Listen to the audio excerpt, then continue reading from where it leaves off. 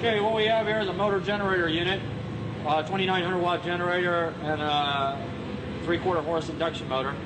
What we're going to attempt to do here is start this up by using regular AC power, flip over the system where the generator itself runs the motor, and the modified generator, which the generator has been modified as far as also a special coil built.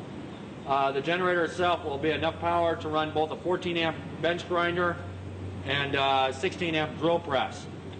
So what we're going to do right now is I'm going to take this AC extension, I'm going to plug it into the power source. I'm going to turn on the unit.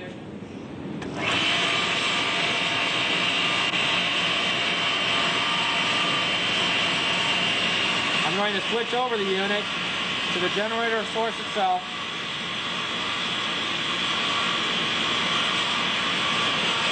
We're going to unplug from the AC, simply lay that over here. I'm going to take a 14 amp bench grinder, now plug into the generating system. I'm going to start the grinder. And to show you that the grinder is working,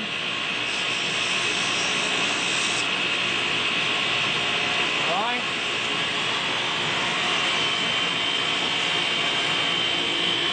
I'm going to turn off the grinder, and I'm going to plug in the drill press. Now it's hard to see a drill press working on video, so we stuck a screwdriver in it, so you can tell. And yes, it was working.